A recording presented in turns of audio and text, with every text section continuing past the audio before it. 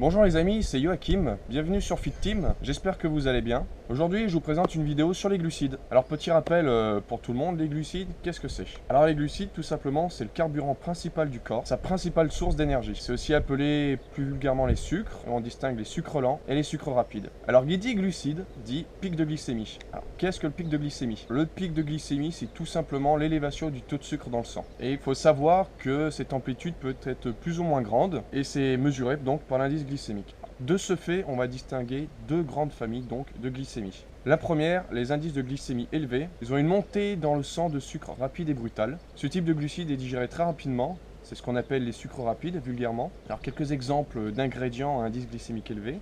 Les dattes, le glucose et le pain à farine blanche. Ensuite, on a les indices de glycémie bas ou modérés. Alors, contrairement aux indices de glycémie élevés, l'amplitude du pic est assez faible et donc l'assimilation de ces glucides sera beaucoup plus lente et progressive.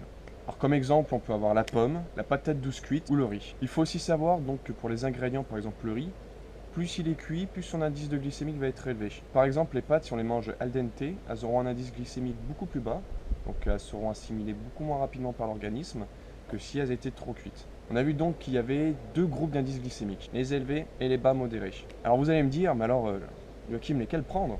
Alors je vais vous répondre que tout dépend du moment de la journée. Donc comme expliqué au début, quand on avale des glucides, on provoque un pic de glycémie qui, suivant la nature des glucides avalés, sera plus ou moins élevé. Suite à ce pic de glycémie, le corps va réagir en sécrétant donc une hormone qui s'appelle l'insuline.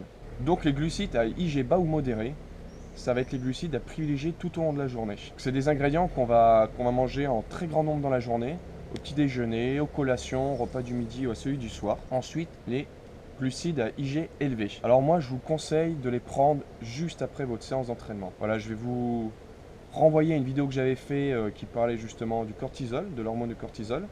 Et bien le fait de prendre des IG à indice élevé va casser en fait la montée de cette hormone là. On va privilégier la prise de Vitargo, de malto ou dextro, de fruits secs par exemple, enfin voilà, toutes des glucides qui ont un indice glycémique très élevé. Ensuite, pour finir, on va voir la quantité donc de glucides à apporter à son organisme. Alors je vous dirais que tout dépend des individus et des objectifs à atteindre. Alors il faut savoir que les glucides ne sont pas essentiels à l'organisme, hein, contrairement aux protéines ou lipides, mais peuvent être en cas de besoin calorique un moyen d'augmenter son apport calorique journalier. Donc les glucides seront un levier à actionner pour soit prendre du poids, soit perdre du poids. Donc pour résumer, les glucides sont le carburant du corps, sa source d'énergie. On a des glucides à indice glycémique élevé et d'autres à indice glycémique bas ou modéré. Donc suivant le moment de la journée, on prendra des IG élevés ou des IG bas et la quantité dépendra donc de l'individu. Et voilà les amis, la vidéo est terminée, j'espère que ça vous a plu. Si c'est le cas, n'hésitez pas à la partager, à l'aimer, laissez des commentaires en bas de la vidéo, je me ferai un plaisir de vous répondre. Et moi je vous dis d'ici là, à la semaine prochaine.